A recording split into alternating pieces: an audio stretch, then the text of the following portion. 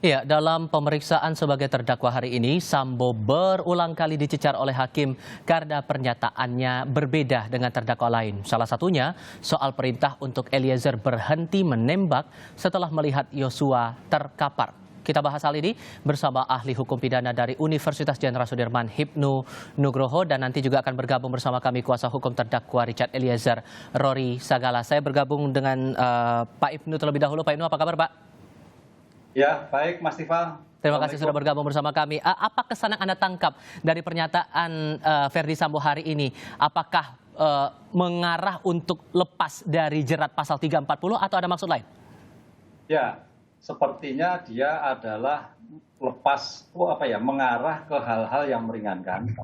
Dan beliau adalah konsisten terhadap pertanyaan-pertanyaan yang tidak selaras dengan keuntungan ataupun apa yang dijerat oleh FS. Itu terlihat dari selama ini dia merasa tidak menembak. Itu permasalahan. Yang kedua, bahwa dia tidak memakai sarung tangan. Padahal Romer mengatakan sarung tangan. Itu. Ini yang menjadi permasalahan bahwa dia berkilah untuk menghindar adanya suatu penembakan. Dan itu wajar. Wajar. Karena gini Mas, saya sebagai orang perguruan tinggi, alasannya adalah bahwa namanya seorang terdakwa itu tidak ada yang ngaku.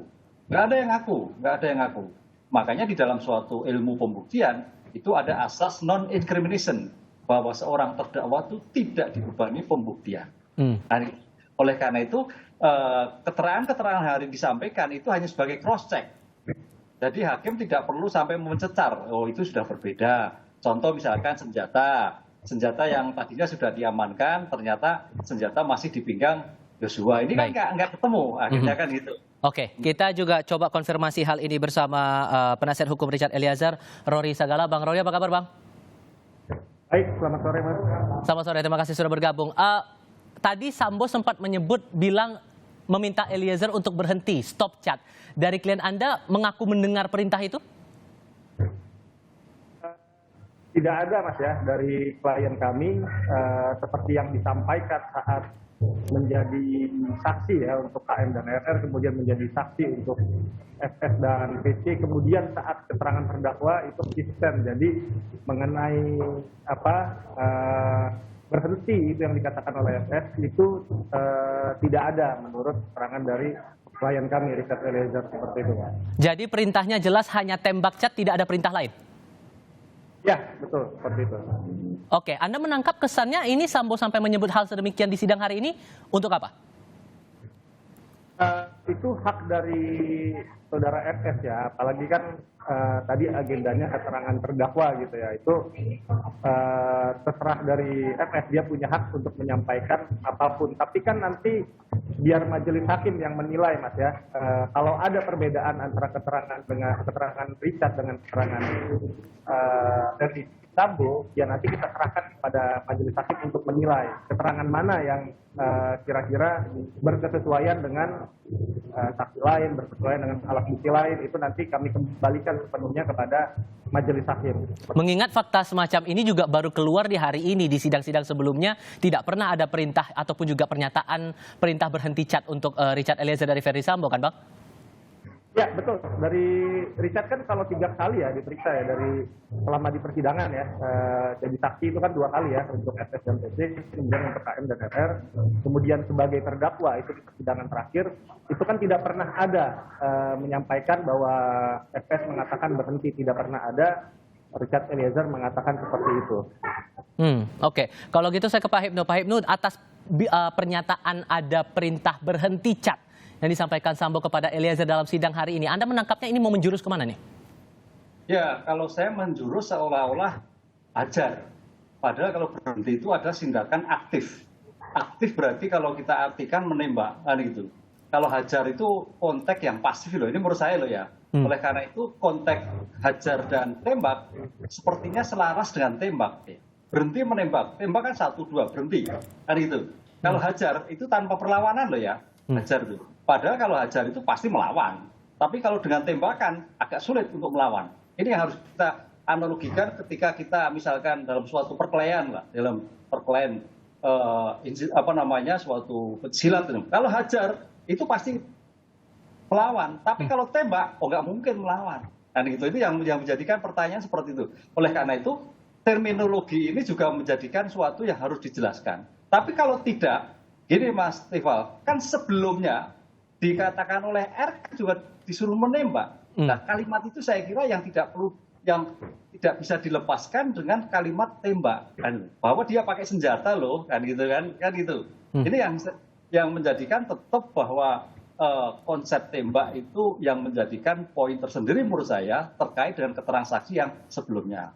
Tapi kemudian dalam persidangan tadi juga dari Verdi Sambo menyatakan bahwa tampaknya dari Eliezer salah tafsir mengartikan dari kata hajar dari Sambo ini, tapi Sambo bilangnya juga dia siap untuk bertanggung jawab melindungi Eliezer. Itu gimana tuh?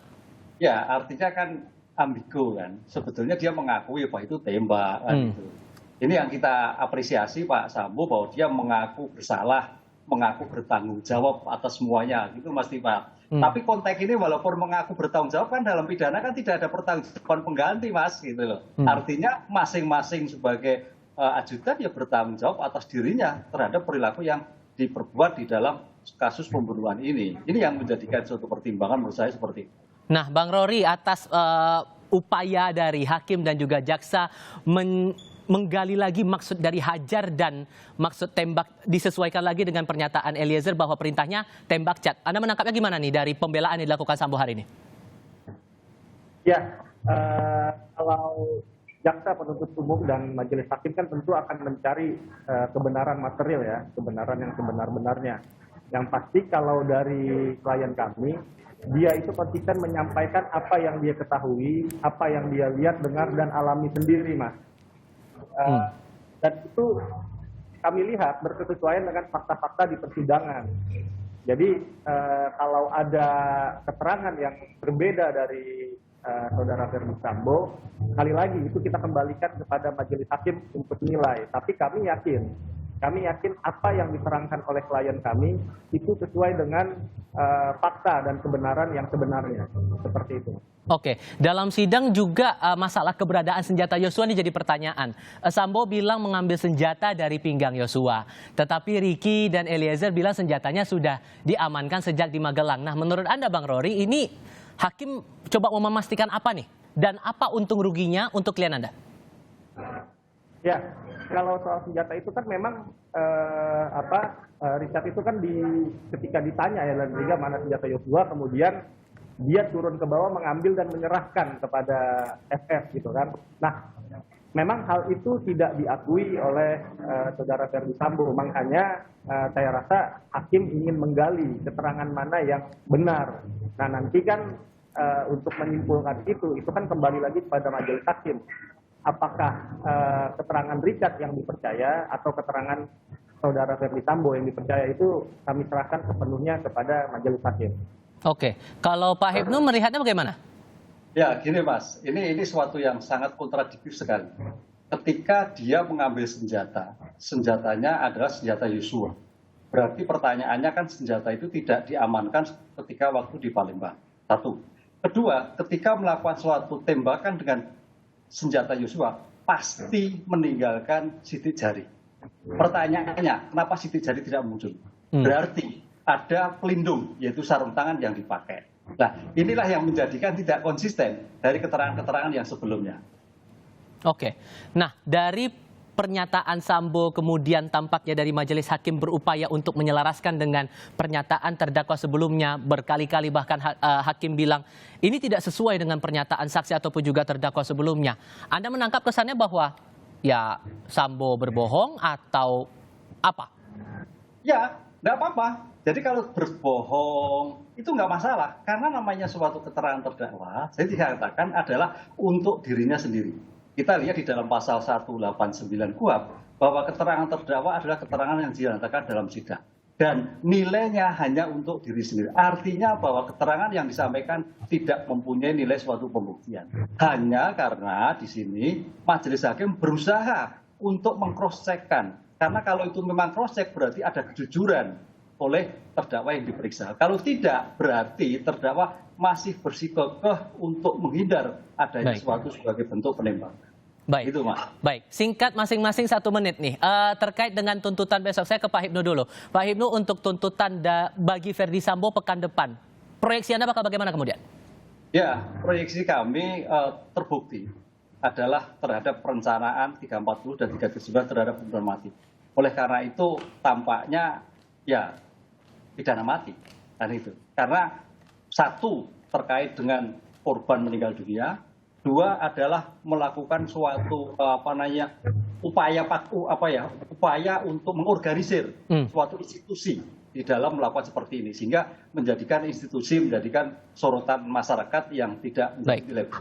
Oke, kalau Bang Rory mengingat besok juga klien Anda, Richard Eliezer, bakal menghadapi sidang tuntutan, proyeksinya bakal bagaimana? Saya nggak bisa menebak-nebak untuk seperti apa tuntutan dari JPU, tapi kami siap untuk menghadapi sidang tuntutan besok.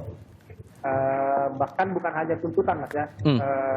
Eliezer juga menyampaikan di persidangan di awal bahwa dia siap dengan apapun yang menjadi putusan dari majelis hakim. Oke, kita tunggu sidang besok dan pekan depan untuk tuntutan bagi Verdi Sambo. Pak Hipnu Nugroho, terima kasih. Bang Rory juga terima kasih sudah berbincang bersama kami hari ini di Kompas TV. Sehat selalu untuk Anda berdua.